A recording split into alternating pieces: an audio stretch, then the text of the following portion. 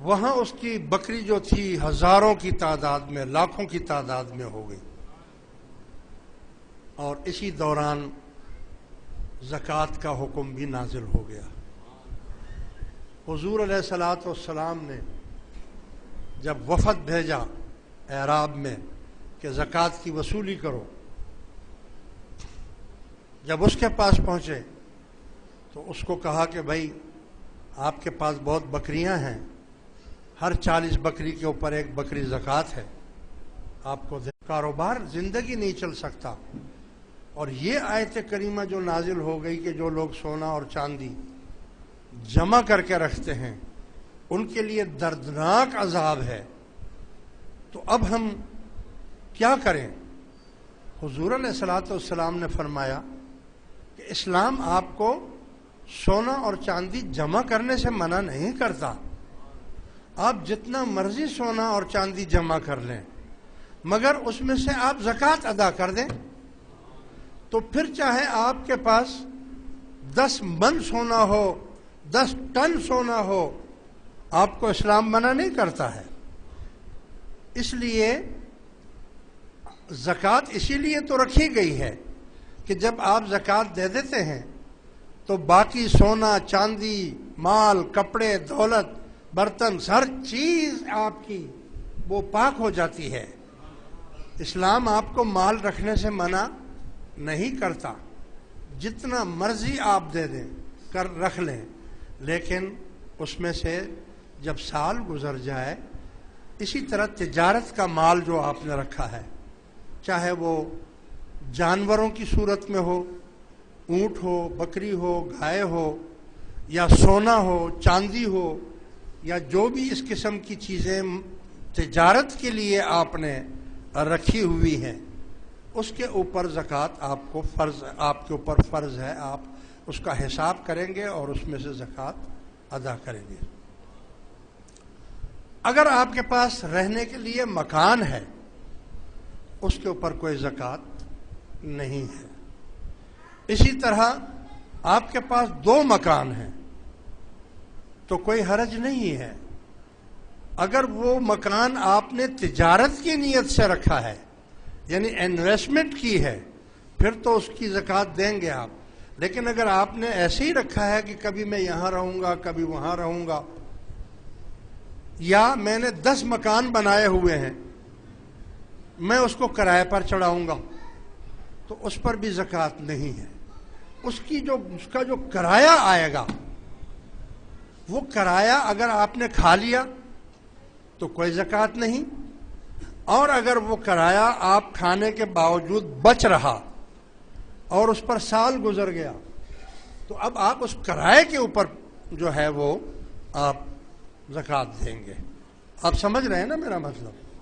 10 مکان بنا لیں آپ، 20 مکان بنا لیں آپ، اس کے اوپر اگر تجارت کی نیت سے آپ نے بنائی ہے، یعنی اگر پراپرٹی ڈیلر ہیں آپ سمجھ رہے ہیں نا، تو پھر یہ تو انویسٹمنٹ کیا ہے نا آپ نے، اس کے اوپر زکوٰۃ دینی پڑے گی آپ کو۔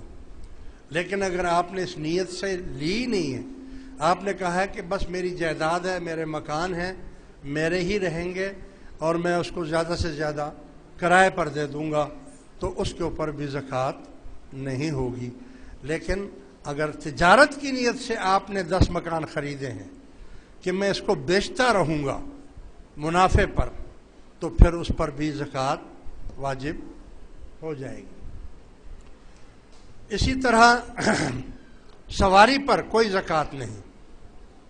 آپ کے پاس گاڑی ہے، گھوڑا ہے، سواری ہے، موٹر ہے، موٹر سائیکل ہے، 1 گاڑی ہے، 2 گاڑیاں ہیں، 3 گاڑیاں ہیں، 4 گاڑیاں ہیں، لیکن وہ آپ کے استعمال میں ہیں، وہ اگر استعمال میں ہے تو سواری کے اوپر کوئی آپ پر زکوٰۃ نہیں ہے۔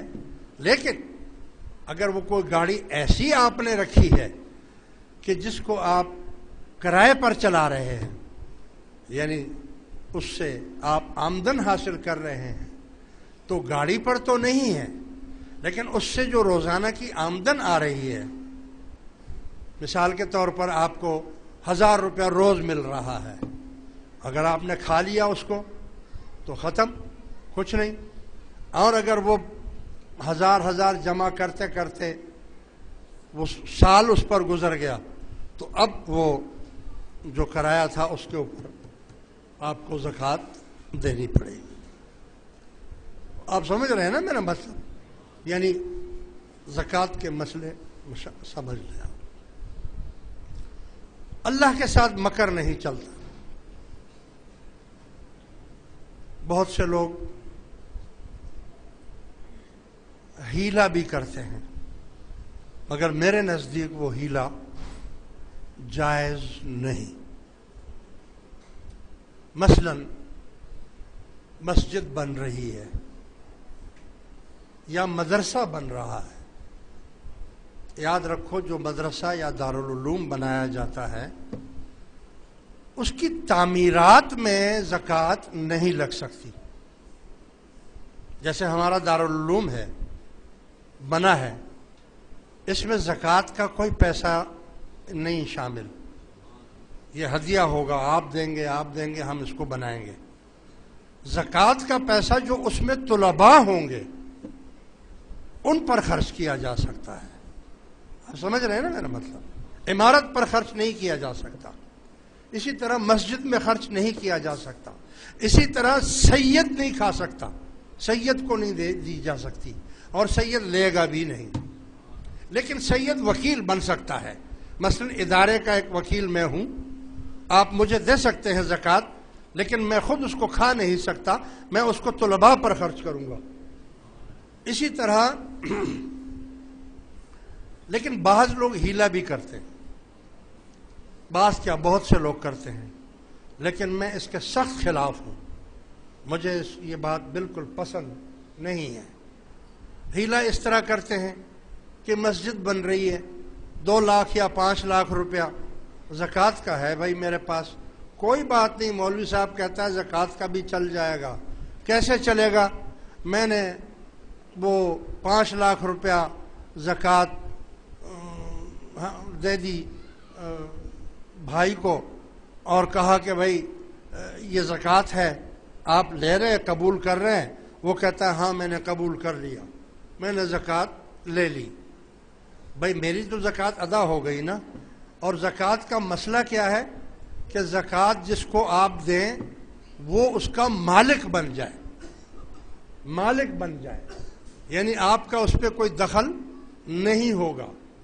لہذا اب رؤوف بھائی اس کے مالک بن گئے. اب رؤوف بھائی نے کہا، مولوی صاحب نے کہا کہ رؤوف بھائی مسجد بن رہی ہے، آپ اس میں کچھ دے دو. کہتا ہاں میرے پاس 5 لاکھ روپے ہیں، یہ لے لو. تو مسجد کو تو پیسے رؤوف بھائی نے دیے، مالک تھا وہ، اس نے دیے ہیں نا. تو لوگ یہ اس کو ہیلا کہتے ہیں. آپ سمجھ رہے ہیں نا؟ مگر یہ ہیلا وہی مچھلیوں والی بات کہ ہفتے کے دن مچھلیاں نہیں پکڑنا. انہوں نے کہا ہم اتوار کو پکڑ لیں گے، کوئی بات نہیں ہے. تو بھائی اس ہیلے کے میں سخت خلاف ہوں، یہ نہیں ہونا چاہیے. اسی طرح کسی نے 10 لاکھ روپیہ زکوٰۃ دے دی صدیق صاحب کو کہ صدیق صاحب یہ زکوٰۃ ہے، آپ لے لیں. صدیق صاحب نے زکوٰۃ 10 لاکھ لے لی، اب یہ مالک بن گیا اس کے. اب انہوں نے وہی 10 لاکھ روپیہ مجھے دے دیا کہ حضور اس کو آپ مدرسے کی تعمیر میں لگا دیں. تو ہیلا ہو گیا، زکوٰۃ بھی ادا ہو گئی اور ہیلا بھی ہو گیا. بھائی اب تو ہم نے مالک سے لیا ہے نا. تو میں اس کے سخت خلاف ہوں. یہ اللہ تعالیٰ کے ساتھ ٹھگی کرنا یا دھوکہ دینا، جو دلوں کا راز جانتا ہے، یہ ہرگز نہیں کرنا چاہیے. بہت سے لوگوں کو ایسا بھی دیکھا گیا، وہ کہتے ہیں کہ جی ہم آپ کو حج یا عمرہ کرا دیتے ہیں. غریب بیچارہ بہت خوش ہو جاتا ہے کہ یار مجھے فلاں سیٹھ جو ہے وہ مجھے حج یا عمرے پر بھیج رہا ہے تو سارا خرچہ وہ اٹھا رہا ہے، اور وہ کہتا ہے کہ میں زکوٰۃ کے پیسوں سے آپ کو حج یا عمرہ کروا رہا ہوں، اور آپ غریب بھی ہیں، آپ پر ہو بھی سکتا ہے، یاد رکھو نہ وہ حج ہوا، نہ وہ عمرہ ان کا ہوا، نہ اس شخص کو ثواب ملا۔ کیوں؟ کہ مسئلہ تو تھا کہ زکوٰۃ جس کو آپ دے رہے ہیں اس کو آپ اس کا مالک بنا دیں۔ آپ نے مالک تو نہیں بنایا، آپ نے تو مشروط کر دیا، مشروط حج یا عمرے سے کر دیا اس کو، تو وہ تو مالک نہیں بنا۔ ہاں